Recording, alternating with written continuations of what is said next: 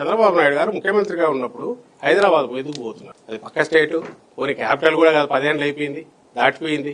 మన capital common ఇది అనుకోవడానికి లేదు. సో ఏం పని మీద పోతున్నాడు? ఇక్కడ నీకు ఒక ఇల్లు ఉంది. మొత్తం మధ్యలో జగన్మోహన్ రెడ్డి గారు, అప్పుడు ఈయన ఫ్యామిలీ వీళ్ళు కానీ, లేదా జగన్మోహన్ రెడ్డి గారి టైం ఇప్పుడు బయటికి పోయినవి కానీ, టూర్లు కానీ, వాటి మీద పెట్టిన ఖర్చులు మొత్తం శ్వేతపత్రం రిలీజ్ చేయొచ్చు, తప్పేం లేదు.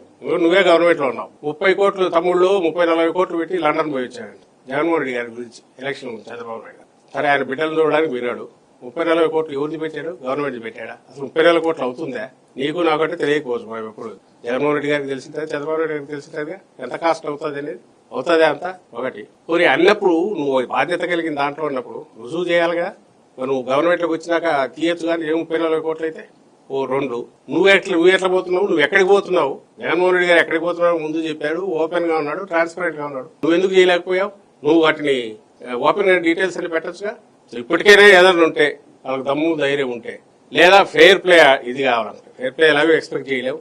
తప్పించుకోవడానికి ఎప్పుడు ఇదే చేస్తారు కానీ ప్రజల నుంచి కూడా డిమాండ్ రావాలి. అందరూ మీడియా కూడా డిమాండ్ చేయాలి. శ్వేతపత్రం రిలీజ్ చేయమని. అప్పుడు అడ్వైజర్స్ దీని మీద అప్పుడు తీర్చారు, దాని మీద రిలీజ్ చేయమని ఒకటి. అప్పుడు ఎంతమంది ఉన్నారు, ఇప్పుడు ఎంతమంది ఉన్నారు, 14-19 మధ్య ఉన్నారు. కన్సల్టెంట్ల పేరుతో ఎంతమంది ఉన్నారు? అసలు కన్సల్టేషన్ల పేరుతో రిపోర్ట్ల కోసం ఎన్ని వందల కోట్లు తగలబెట్టినారు? ఇప్పుడు ఎంత పెడుతున్నారు? ప్రతిదానికి డిపిఆర్ తయారు చేయడానికి ఒక 100 కోట్లు, 50 కోట్లు.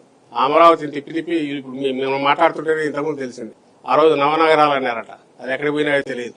నవనగరాలు, ఆ నవనగరాల్లో స్పోర్ట్స్ సిటీ ఉండిందట 1500. మరి ఇప్పుడు మళ్ళీ 2500 ఏకర్స్ మళ్ళీ ఇంకొక స్పోర్ట్స్ సిటీ అని అవేమైనాయి? ఆ రిపోర్ట్ తయారు చేయడానికి పే చేసిన 100 కోట్లను ఎవరు ఇవ్వాలి? ఏమీ దానికి ఆన్సర్ లేదు.